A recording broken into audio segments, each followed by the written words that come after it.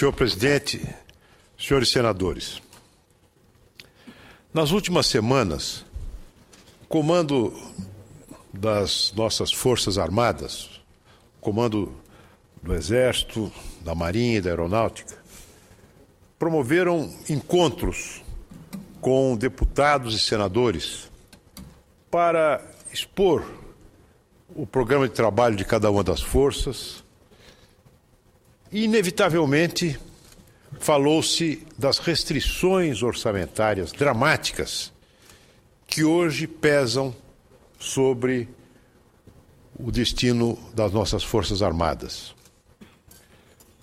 Restrições orçamentárias que travam os investimentos, que postergam programas inadiáveis de reaparelhamento.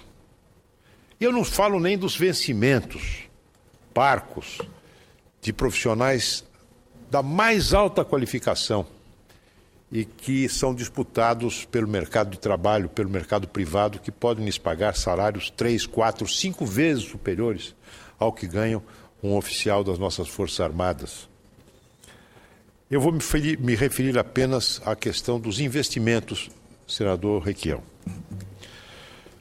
E comparar os investimentos necessitados, que são reclamados, os recursos orçamentários que são reclamados pelas Forças Armadas, com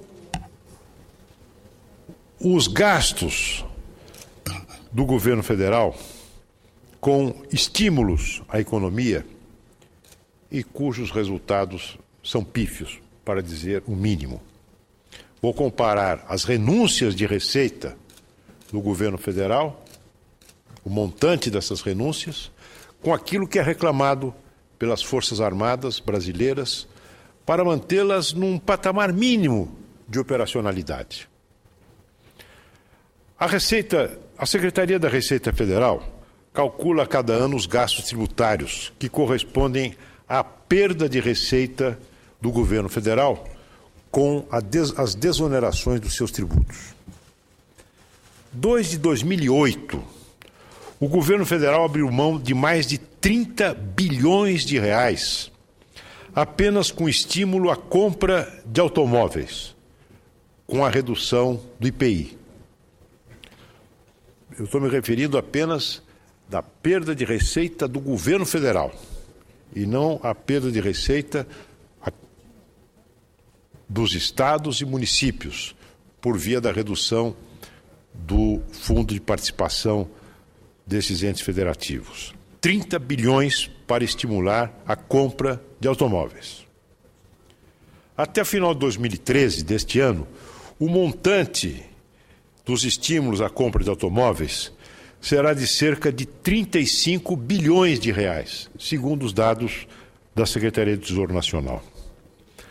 As desonerações concedidas pelo governo federal sobre tributos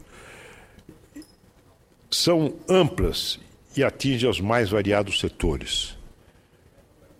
Mas eu me refiro agora apenas à redução do imposto sobre produtos industrializados incidentes sobre os produtos da denominada linha branca.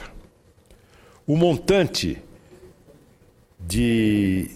da perda de arrecadação com a desoneração do IPI, da linha branca, fogão, geladeira, será de 4 bilhões e meio. Então, entre as desonerações de IPI da indústria automobilística e as desonerações de IPI da linha branca, nós temos uma diminuição, uma renúncia de receita por parte do governo federal de 40 bilhões de reais neste ano. 40 bilhões de reais. É importante gravarmos estes números, senhores senadores, para compararmos este montante com as sucessivas reduções e cortes orçamentários sofridos pelas nossas Forças Armadas. E vou dar alguns exemplos para ilustrar a miséria orçamentária a que foram reduzidas a Marinha, a Aeronáutica e o Exército. Comecemos pela Marinha, que promoveu o primeiro desses cafés da manhã com parlamentares. Ali ouvimos um relato de que os sucessivos cortes orçamentários impostos à força levaram a Marinha a revisar para apenas 17% a sua necessidade orçamentária para 2014. Tiveram que se contentar com 17% daquilo que seria necessário para que a Marinha fosse colocado no nível operacional desejável. Um nível operacional fixado pela Estratégia Nacional de Defesa. Dos 12 milhões necessários, constam no orçamento apenas 2 bilhões de reais. Um corte de 12 para 2. De 12 como necessidade expressa por estes nossos compatriotas, habituados a viver de uma maneira espartana, a serem rigorosos no controle do gasto, para apenas 2 bilhões, que é o que consta do projeto de lei orçamentária para 2014. Ações como o controle das áreas marítimas, a projeção do poder sobre terra para o desenvolvimento de operações multinacionais de paz em áreas conflagradas, negação do uso do mar ao inimigo, sofrerão cortes importantes. Além do comprometimento dessas ações, consideradas básicas, tornam-se inviáveis a realização de outros programas estratégicos, entre os quais é preciso citar o Programa de Monitoramento Oceanográfico e Climatológico, que tem uma consequência extremamente benéfica para a vida nacional, pois propicia a melhoria das previsões meteorológicas. O Programa Antártico Brasileiro, que não é um programa apenas da Marinha, mas é um programa da ciência brasileira. O Plano de Levantamento da Plataforma Continental, que tem o objetivo de estabelecer o limite da plataforma continental além das 200 milhas da Zona Econômica Exclusiva, em conformidade com os critérios estabelecidos pela Convenção das Nações Unidas sobre o Direito do Mar, a projeção da soberania brasileira sobre as águas oceânicas. Apenas para citar estes exemplos, senhor presidente, de programas que ficam gravemente comprometidos pela frustração orçamentária da Marinha Brasileira.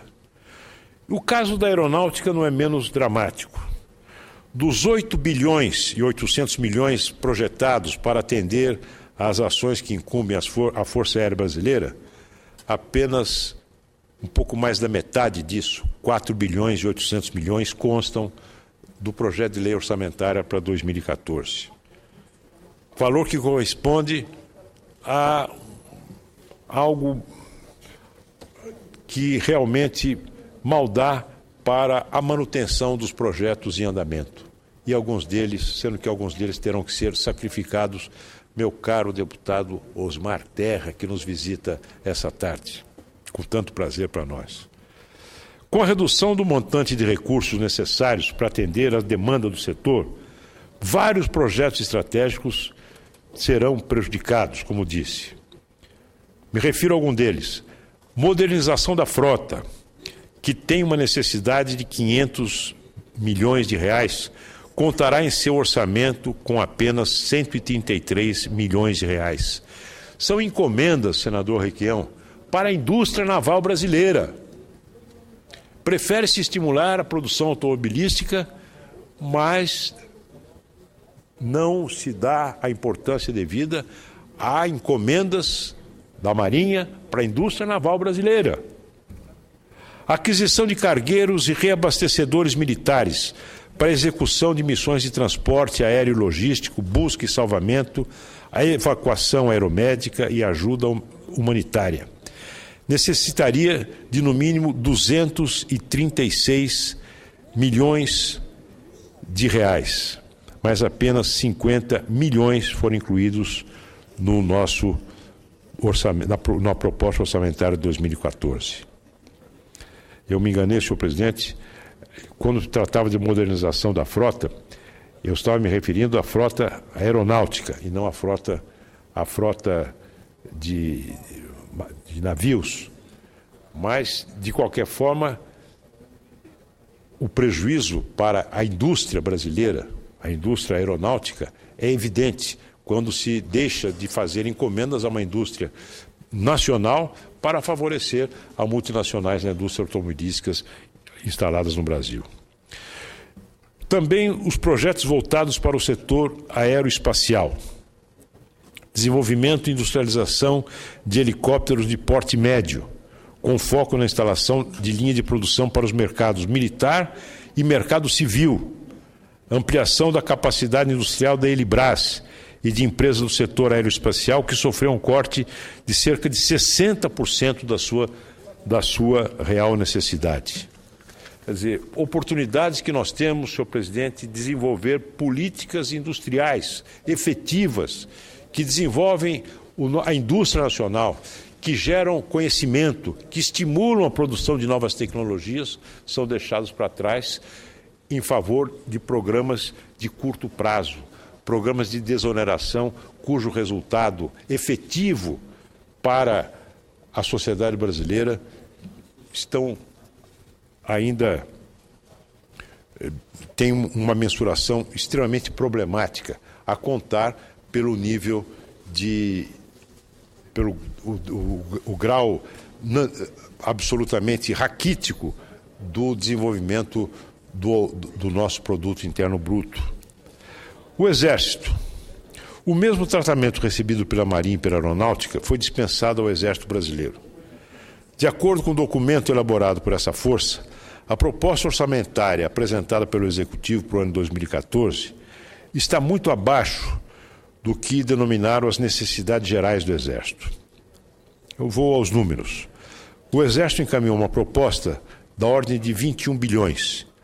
Num primeiro momento, houve, da parte do próprio Exército, um ajuste que reduziu esse montante para 13 bilhões. Finalmente, o que veio na proposta orçamentária, senhor presidente, dos 21 bilhões, o que veio foi apenas a quantia de 5 bilhões e 800 milhões, ou seja, 27% apenas da necessidade total.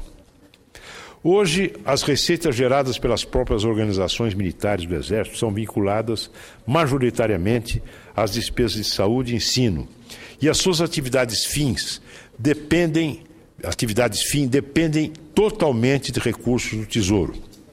A insuficiência de recursos no Exército, por exemplo, implicará no comprometimento de projetos estratégicos, como, por exemplo, o CISFRON, Sistema Integrado de Monitoramento de Fronteiras, o Astros 2020, projeto que fornece ao Exército um produto estratégico para a defesa com capacidade elevada de dissuasão.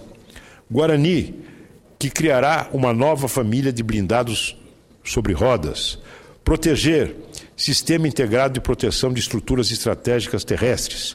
Defesa antiaérea, defesa cibernética, o RECOP, recuperação da capacidade operacional, e com o prejuízo da incorporação de novos recrutas, fonte de emprego para milhares de jovens brasileiros de baixa renda.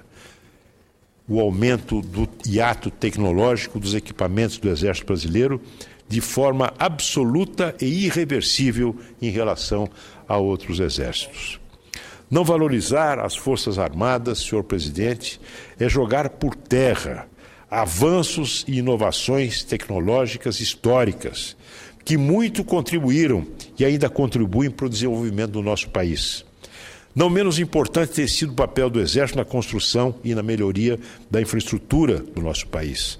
Como exemplo do papel das Forças Armadas no desenvolvimento econômico e tecnológico do país, eu cito o fortalecimento da indústria nacional, com o desenvolvimento a partir de 1940 da siderurgia nacional, cuja finalidade inicial era intimamente conectada aos programas de defesa que foram projetados pelo presidente Getúlio Vargas. Processo de enriquecimento de urânio.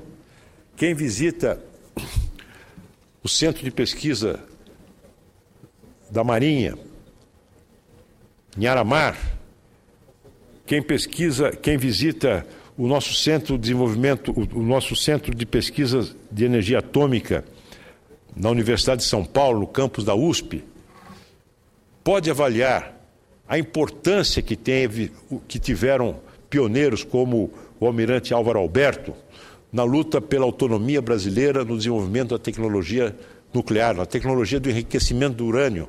Nós fomos capazes de desenvolver a nossa própria tecnologia. Isso tem um valor inestimável. Não apenas militar, eu diria que o militar é o de menos, mas as repercussões disso no mundo civil são imensas em todos os campos, inclusive no campo da medicina, meu caro deputado Osmar Terra, no campo da medicina instrumental, do diagnóstico por imagens. O programa nuclear brasileiro, que teve início em 1979 com o propósito de dominar a tecnologia da construção do submarino com propulsão nuclear. Desenvolvimento do sistema de satélites para atender a defesa nacional e de comunicações. O programa Antártico Brasileiro, ao qual já me referi. A própria criação da Embraer. A articulação entre a Embraer e o Instituto Tecnológico da Aeronáutica, que transformaram a região de São José dos Campos num polo extraordinário de desenvolvimento tecnológico brasileiro, tendo como digamos assim, alavancador a indústria de defesa. A criação do Grupo de Trabalho Especial e da Comissão de Atividades de Processamento Eletrônico, que deu início à atuação governamental no setor eletrônico. A criação da Secretaria Especial de Informática. A migração das plataformas de informação governamental para o software livre. A criação, em 1961, do primeiro computador digital pelo Instituto Tecnológico da Aeronáutica, denominado Zezinho, bem antes da iniciativa privada iniciar o desenvolvimento desses aparelhos. A implantação de redes nacionais para a comunicação de dados. Sem falar na mão de obra especializada e de alta qualidade que o Exército fornece hoje para obras em 7 aeroportos, 3 rodovias e a transposição do São Francisco. Eu quero comparar agora os números. Desoneração com IPI da indústria automobilística e da linha branca. 2013, cerca de 40 bilhões de reais. Saldo devedor, digamos assim, as reivindicações não atendidas no plano orçamentário pelas nossas forças, 20 bilhões. Metade, senhor senador Roberto Requião, que preside a nossa sessão de hoje. Metade, as nossas Forças Armadas pedem apenas metade do que foi dado de presente para as multinacionais automóvel e para a indústria da linha branca. Comparemos os efeitos que essas políticas alternativas teriam, de estímulo à indústria automobilística e à linha branca de um lado, e de outro lado, investimento nas Forças Armadas. A repercussão que teria este investimento nas Forças Armadas em matéria de desenvolvimento de capacidade tecnológica brasileira e de encomendas à indústria nacional tão combalida, a indústria nacional que atravessa essa crise tão grave que ameaça pôr por terra um século de luta do povo brasileiro para a criação de um sistema econômico minimamente integrado no nosso país. Senador Luiz. Então, pois não. Gostaria de parabenizá-lo pelo tema que Vossa Excelência puxa nessa tarde de hoje, porque só consolida, só confirma, só caracteriza a prática e a forma deste governo. A prioridade para esse governo não é a prioridade da nação, não é o bem-estar do povo brasileiro, não é o respeito às instituições, não é o compromisso de que governos passam, mas o povo precisa de instituições respeitadas. Vossa Excelência traz a questão da falta de investimento nas nossas Forças Armadas, que é público e notório. Quando das dificuldades, com certeza essa instituição é convocada e é respeitada. No início, no princípio da transposição das águas do Rio São Francisco, quem iniciou foi o Exército Brasileiro. Quando precisou em determinado instante de duplicação da...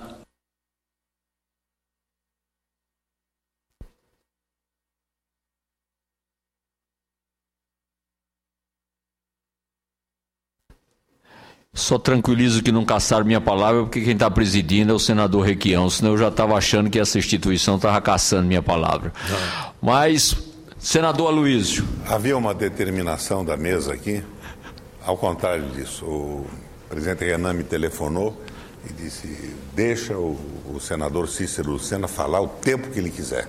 Ele está muito irritado e nós precisamos dar a oportunidade para ele botar para fora toda essa angústia. Deve ter sido por solicitação de Vossa Excelência.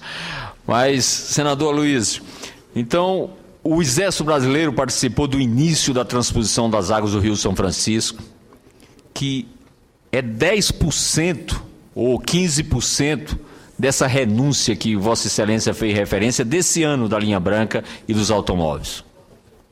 Mas a obra está lá paralisada. Em junho, o ministro Fernando Bezerra nos levou à comissão da transposição das águas do Rio de acompanhamento aqui do Senado, o senador Vital que preside, eu estava presente, o senador Cássio estava presente, à cidade de Monteiro, na Paraíba, para dar a ordem de serviço da retomada daquele trecho. Sabe o que tem lá? Até hoje, acabou o mês de outubro, eu falei em junho, não tem uma picareta, ferramenta. Picareta tem. Não, ferramenta. Não tem picareta, ferramenta nesse trecho na cidade de Monteiro. Vossa Excelência fala, por exemplo, da renúncia de 40 bilhões, o item que eu fiz referência da renegociação da dívida do Nordeste. A diferença entre o que o governo quer impor e o que a população do Nordeste está precisando é menos de 1 bilhão, senador Aloysio. Eu duvido se a medida provisória 623 fosse para beneficiar banco, fosse para beneficiar indústria automobilística ou outros interesses. Eu tenho certeza absoluta que ela já teria sido aprovada na metade do tempo necessário para uma medida provisória. Mas eu concordo com Vossa Excelência no reconhecimento dessa instituição, da sua contribuição tecnológica, da importância dela para a nação e lamentar exatamente que isso ocorra. Talvez, se as Forças Armadas fizessem a segurança da indústria automobilística, com certeza não estaria lhe faltando recurso. Obrigado. Obrigado, senador. Vossa Excelência apenas ilustra a tese que estou defendendo aqui da falta de uma estratégia consistente, uma estratégia que leve em conta as reais necessidades do país e de um programa de ação de médio e de longo prazo em relação àquilo que nós precisamos fazer para fazer com que o nosso país conheça um desenvolvimento a que todos nós aspiramos. Mas eu trouxe dados, senhor presidente, comparando renúncias fiscais com carências orçamentárias, e penso que isso deveria ser um objeto de reflexão profunda por parte do Congresso Nacional. Os comandos das forças organizaram, como disse no início do meu pronunciamento, esses encontros para expor as suas dificuldades aos congressistas brasileiros. Agora, quando o Congresso Nacional examina a proposta de lei orçamentária, infelizmente, essas questões não são sopesadas. Não se coloca numa balança, em dois pratos da mesma balança, uma renúncia fiscal e uma necessidade orçamentária de investimentos. E há uma parte, inclusive, de gastos fiscais que sequer passam pelo orçamento, que são os recursos que o Tesouro toma emprestado no mercado, repassa ao BNDES, para que o BNDES empreste a juros subsidiados para empresas escolhidas a dedo para o governo. Esses não são sequer contabilizados no orçamento. Mas o orçamento brasileiro não é examinado como uma peça que oriente efetivamente a atividade governamental do Brasil. E não é levado assim Não é considerado assim, infelizmente, pelo Congresso. Essa é que é a realidade dos fatos. Nós começamos a execução do orçamento deste ano com 160 bilhões de restos a pagar, do ano passado. 160 bilhões. E o que se estima para o ano que vem é que nós começaremos a execução do orçamento com 200 bilhões de restos a pagar. Então, esse tipo de comparação que eu estou fazendo não passa sequer perto da Comissão do Orçamento, porque não se discute a fundo usos alternativos do recurso público, que é escasso. Agora, toda a atenção do Congresso, e é por isso que não temos até hoje uma lei de diretrizes orçamentárias, se concentra no tema do orçamento impositivo, que diz respeito apenas às emendas parlamentares, e não todas, as emendas parlamentares individuais, que representam apenas 1% da despesa fixada. 1%. 99% onde se poderia discutir, cuja alocação se poderia discutir dentro de certos limites, porque há muita coisa que é vinculada, o orçamento brasileiro é rígido. 99% hoje parece que não são objeto da preocupação do Congresso. E quando eu falo em emendas parlamentares, eu não estou me referindo às emendas de bancada ou às emendas de comissão. Nós poderíamos, talvez, na Comissão de Relações Exteriores e Defesa Nacional, discutir esses temas e propor emendas parlamentares da Comissão de Defesa Nacional, para ver se teríamos algum papel, para tentar exercer algum papel na destinação dos recursos orçamentários, de modo a fortalecer não apenas as Forças Armadas, eu digo, não, porque os investimentos em defesa não se esgotam nas Forças Armadas, mas para propiciar toda essa sequência de efeitos benéficos em cascata que esses investimentos propiciam. No entanto, as emendas de comissão, elas simplesmente são feitas para constar. O nível de execução é 0. Então, os